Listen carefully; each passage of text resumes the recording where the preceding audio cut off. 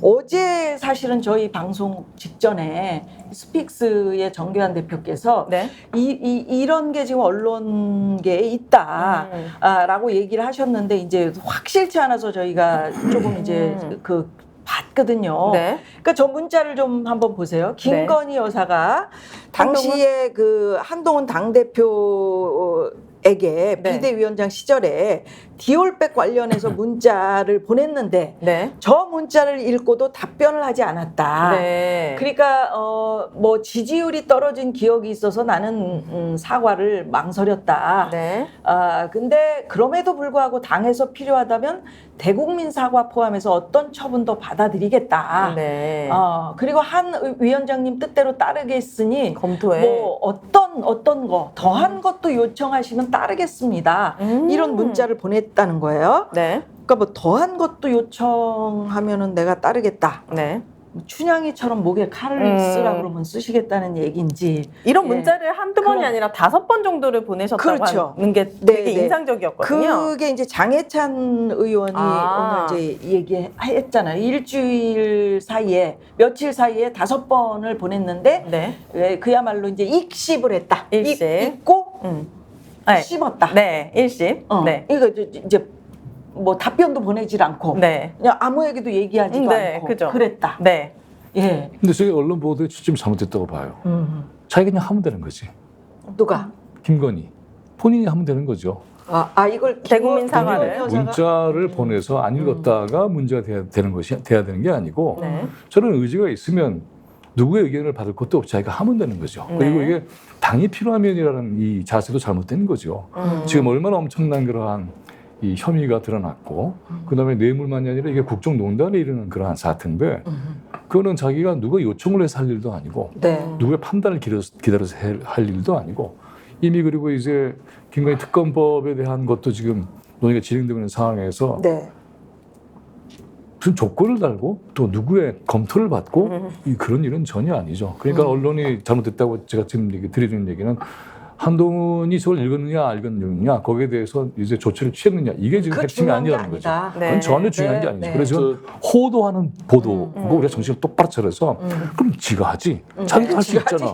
그런 거죠. 우리 국장님은 어떻게 보시나요? 아니 저 처음 발언하는데 왜 제가 여태까지 조용히 있었냐면 왜 조용히 얘기하셨어요? 아니 어렸을 때부터 목사님이 뭐 말씀하시면 끼어들기가 제가 약간 욕심도 있거든요. 끼어들기인데 아니, 왜 뭐, 조용하시는 아니 거예요? 그래도 오늘은 교인으로 만난 게 아니잖아요. 네, 감사합니다. 방송인으로 만난 거니까 마음껏 저 받아가세요. 은혜 받는 것 같아요. 아, 네, 그래요. 네. 자 일단 네. 자, 한번 보여주실래요? 그 문자를 다시 보여주세요. 네. 그 멤버 유지, 갑자기 생각나는데, 아니, 굉장히 조리가 있는 문장들입니다. 조리 있고 예의 있고. 자, 네. 카톡을 보내든 문자를 보내든 간에, 물론 뭐, 저 데스크탑에서 노트북에서 치는 사람도 있지만, 이렇게 손가락으로도 하고 그러는데 하여튼 간에, 굉장히 정제되어 있는 문장들입니다. 네. 그러니까 저는, 대통령 부인 김건희 씨가 직접 보낸 것보다는 뭔가 대통령실이라든지 이렇게 마사지된 느낌이 하나 있고요. 그러니까, 사실 문장이라는 게 아주 쉽지만은 않아요. 앞뒤가 다 맞게 조리가 있게 문장을 구사하는 거는 보통 능력은 아닌데, 왜냐면 평소 읽고 쓰는 연습이 돼야 되는데, 김건희 씨가 아니다. 네, 그렇죠. 김건희 씨가 하는 말이나 또는 그의 뭐 논문 같은 것도 우리가 일부 봤잖아요. 멤버 유지 이런 거. 이런 거로 봤을 때는 저건 저 정도도 안 된다는 거예요? 이거 쉽지 않습니다. 문장이 다 맞잖아요. 아니 진짜 뭐 오탈자가 아니라 문장이 조응이 돼야 되거든요. 이런 게 굉장히 어려운 거여서 저는 약간의 그런 느낌이 첫 번째 들고요. 두 번째는요. 이게 공개됐잖아요.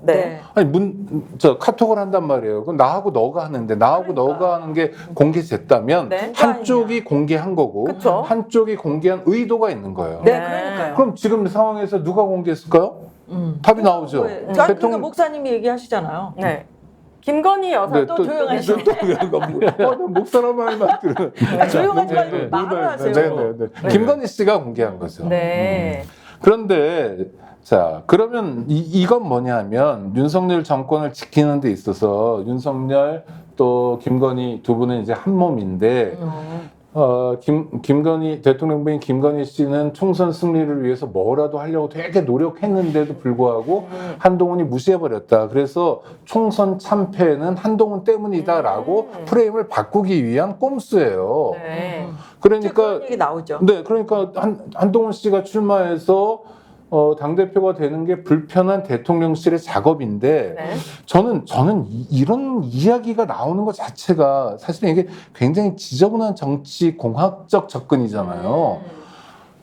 일찍이 대통령 부인과 관련해서 이런 적이 있었습니까? 없었죠. 네. 아니 그리고 둘 사이는 어떤 사이냐면 네. 그 우리 300번 그럼요 넘게 332번 카톡도 했고 그 다음에 서울의 소리 기자한테 얘기할 때 동훈이가 한동훈이가 막 이랬거든요. 예. 근데 갑자기 한동훈 위원장님. 네 붙어해가지고 얘기가 그러니까 정말 말도 안 되는 마사지고요 조작된 거라고 생각합니다. 근데 본질은 네. 지금 보면 저게 사과할 일이 아니죠. 수사를 받아야 될 일이죠. 그렇죠. 그러니까는 이것은 이제 우리가 착시하거나 혼선을 느끼면 절대로 안 됩니다. 이건 사과의 문제로 그리고 사과를 하겠다면 자신이 하면 되는 것이고 아까 네. 얘기했지만 그리고 사과로 끝나는 문제가 아니라 수사 대상이 되고 있는 문제예요. 네. 그러니까는 네. 사과를 한다고 수사를 받는 일이 면제되거나 그럴 수는 없는 겁니다. 그런데 그러니까 네. 중요한 건 자 전당대회에 대통령도 개입하면 안 돼요. 당무 개입이에요. 그렇죠. 그 대통령이 전당대회에 개입하는 것 자체가 요새 많은 사람들이 관심 갖고 있는 이를테면 사유죠. 탄핵의 이유가 됩니다. 사유죠. 근데 지금 대한민국 어느 수준이냐면 대통령이 전당대회에 당무 개입을 하는 수준이 아니라 대통령 부인이 개입하고 있는 수준이에요. 그렇죠. 그러니까 너무 멀리 나가고 있어요. 어마어마한 국정농단이죠. 그렇죠. 국정농단을 네. 대통령이 한 것도 힘겨운데 대통령 부인이 하겠다고 전면으로 나서고 있는 겁니다. 근데 저 문자를 김건희 여사가 그럼 공개했다는 의혹까지 받고 있는데 지금 그러면 이제 그런 의혹을 받고 있는 거예요. 아니 그러니까 둘 중에 하나요. 아이러니네. 아니 그러니까 네. 이건 유불리를 보면 되고요. 저렇게 정제된 걸 공개한 건 둘 중에 하나 누구겠냐? 한동훈이냐 김건희냐? 답이 나오잖아요. 아니 그런데 한동훈 그 전 위원장 비대위원장이 입장을 밝혔어요 오늘 네. 어떤 언론하고 인터뷰를 하면서. 네. 근데 이거는 정반대다. 사실은 사과를 하지 않겠다는 문장이었는데 자기는 그렇게 읽었다. 그런데 이게 어떻게 해서 사과를 하겠다고 한 번도 표명한 적이 없다라고 이야기를 그게 이제 조금 전에 알려진 거잖아요. 네. 그렇다면 더 나쁜 거죠. 왜냐하면 실제로 이거는 약간의 마사지 정도가 아니라 전혀 다른 얘기 거짓말을 해대고 있는 거죠. 아니 이거는 그러니까 한동훈 씨가 직접 받은 거는 그건 뭐 나중에 되면 이렇게 논란이 제기되면 둘 다 가지고 있을 거 자기도 아닙니까? 보여줘야지. 보여줄 테니까 하여튼 네. 그때 확인할 수 있겠지만 한동훈 씨 입장은 뭐냐면 사과 안 하겠다는 이유를 구구절절 설명했다. 맞아 그거예요. 그러면 아니 이런 거짓말을 사실과는 다르네요. 아니 그러니까 완전히 새빨간 거짓말을 하고 거짓말한 이유가 뭐냐면 한동훈의 당선을 막기 위한 거고 이거는 명백한 당무 개입이고 야 이게 어떻게 있을 수 있어요? 스픽스는 말하는 언론입니다. 대세는 유튜브, 그중에서 스픽스.